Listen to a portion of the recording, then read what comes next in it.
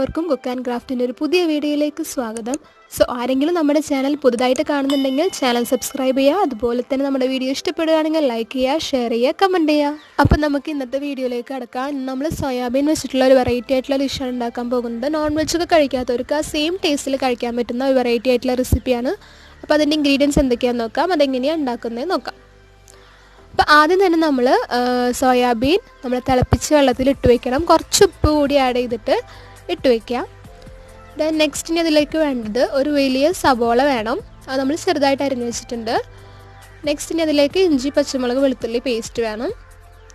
Then ഒരു medium സൈസിലുള്ള tomato. ഇനി അതിലേക്ക് കുറച്ച് കറിവേപ്പിലയും കുറച്ച് മല്ലിയിലയും കൂടി വേണം. ഇനി ഇതിലേക്ക് വേണ്ട പൊടികൾ എന്തൊക്കെയാണെന്ന് നോക്കാം. 2 ടീസ്പൂൺ മൈദപ്പൊടി വേണം, 1/2 ടീസ്പൂൺ മഞ്ഞൾപ്പൊടി, 1 teaspoon chilli powder, 1 teaspoon cornflour powder. പിന്നെ അതിലേക്ക് ഒരു മുട്ട കൂടി വേണം.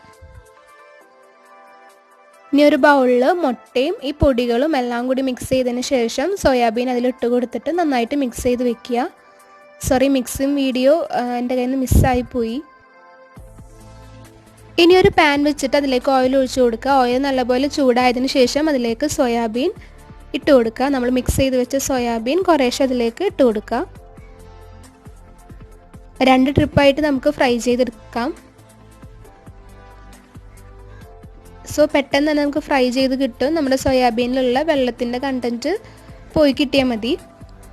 ഒന്ന് ഫ്രൈ ആയതിനു ശേഷം ഒന്ന് മിക്സ് ചെയ്തിട്ട് അപ്പുറത്തെ 2 സൈഡും കൂടിയിട്ട് ഫ്രൈ ചെയ്തെടുക്കുക നന്നായിട്ട് തന്നെ. നമ്മുടെ സോയാബീൻ ഇവിടെ ഫ്രൈ ആയി വന്നിട്ടുണ്ട്. ഇനി അതൊരു പ്ലേറ്റിലേക്ക് മാറ്റി കൊടുക്കാം. നന്നായിട്ട് തന്നെ ഫ്രൈ ആയി വന്നിട്ടുണ്ട്. ഈ സോയാബീൻ ഇത് ഇങ്ങനെ തന്നെ കഴിക്കാനും നല്ല ടേസ്റ്റിയാണ്. ഈവനിങ് നമുക്ക് കട്ടൻ ചായയുടെ ഒക്കെ കൂടെ കഴിക്കാൻ നല്ല ടേസ്റ്റിയാണ് ഇതിങ്ങനെ തന്നെ. ആ സെയിം പാനിൽ തന്നെ നമുക്ക് മസാല കൂടി ഉണ്ടാക്കാം. ആദ്യം തന്നെ അതിലേക്ക് സവോള ഇട്ട് കൊടുക്കാം. സവോള നന്നായി വഴറ്റിയെടുക്കണം. കുറച്ച് ഉപ്പ് ആഡ് ചെയ്തിട്ട് നന്നായി വഴറ്റിയെടുക്കുക.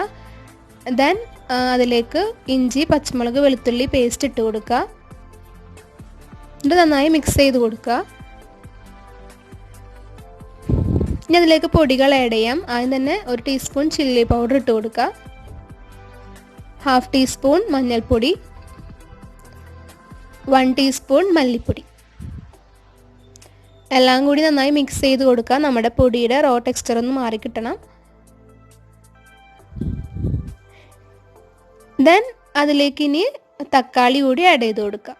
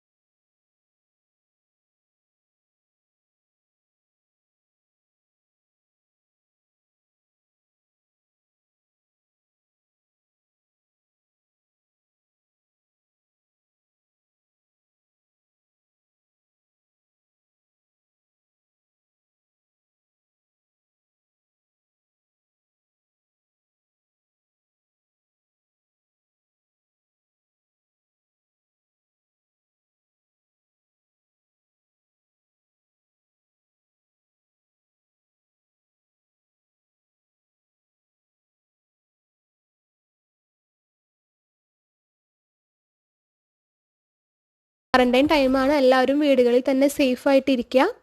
സോ നെക്സ്റ്റ് ഒരു ഇൻട്രസ്റ്റിംഗ് വീഡിയോ ആണ് വരാൻ പോകുന്നത്. അപ്പോൾ എല്ലാവരും സപ്പോർട്ട് ചെയ്യുക. അപ്പോൾ നെക്സ്റ്റ് വീഡിയോയിൽ കാണാം. അതുവരേക്കും ടാറ്റാ ബൈ ബൈ.